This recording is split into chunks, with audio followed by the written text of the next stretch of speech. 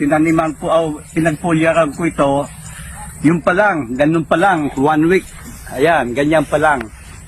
After 1 week, ito na lumabas. Kahapon na pulyan lang pangalawa. Ng Alga 600 din, sir. Alga 600 ulit. Ito, pangalawa na. Ayan.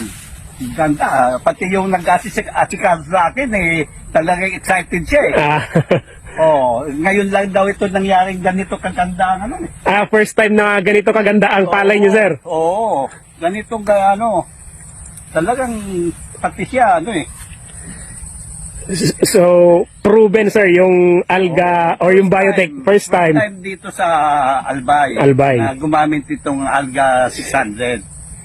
Kaya talagang paniniwalaan mong epektibo talaga. Ayan. So, diba? Opo, sir. So, salamat po. So, kung mapapansin din po natin, sir, ang isa sa bisa ng Alga 600 natin, kung titignan natin, yung mga bunga po ng palay is yukong-yuko. Ibig sabihin, may laman hanggang sa batok. So,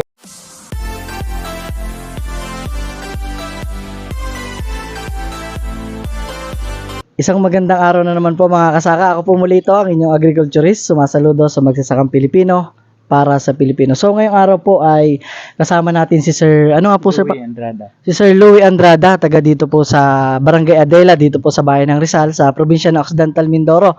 At si Sir po ay isa sa mga satisfied user ng Obali. Ito pong ating soil conditioner. Tanungin po natin si Sir. Sir, gaano na po ba kayo katagal nagsasaka at ilan yung inyong sinasaka? Mga 20 years na.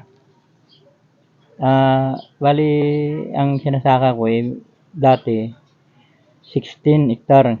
Ngayon, nabawasan lang. Mga 13 na lang. 13 hectares. So, nung nakaraan, sir, ay gumamit kayo nitong Obali soil conditioner. So, kamusta, sir, yung experience nung ginamit nyo itong Obali? Ang ginamit ko yan, gumanda yung sibol ng palay. Dati acidic siya, naninilaw. Opo. Nang nag-apply ako nito, na siya. Pag transplanting namin, green na siya. Kasi hindi na siya nagadilaw. Ibig sabihin, sir, mas mabilis yung recovery. Kasi yung pali natin, dumadaan yan sa tinatawag na transplanting shock. So, pag meron palang soil conditioner, ibig sabihin, sir, ginamit nyo to as basal. Oo, ginamit ko yan. Sa isang hektarya, sir, natatandaan nyo pa po ba kung ilang bag? Anong una nga, 10 lang 10 bag. 10 na siya hektarya. Opo. Ngayon siguro dagdagan ko. Na Mga 12 na. 12 hectares yung gagamitan yung nyo pa. una, dahil, bali, 7 lang pala, 7. 7 po per hectare. Maganda ang resulta. Ako nga, hinahanap-hanap ko nga, nasabi ko, anuhin ko ulit ng Obali nito. Opo, gamitan niyo po ulit ng Obali. Para yung lahat kong area. Para Kamusta, sir, yung yung experience nyo nung hindi kayo gumamit dati ng soil conditioner kumpara nung gumamit na kayo? ang tagal makarecover ang palay. Yung kahit yung sabog tanim saka yung transplanting.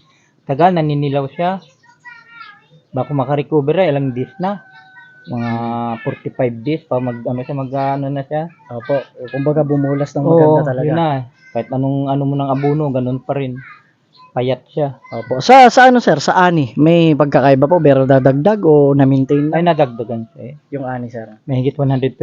May 120, 130, hanggang 140% pataas. Ayun. Ibig sabihin talagang, yun naman po talaga, sir, yung ginagawa ng soil conditioner. Sa palagay niyo, sir, bakit nangyari yung sobrang acidic na? Sa panahon o sobrang synthetic na rin?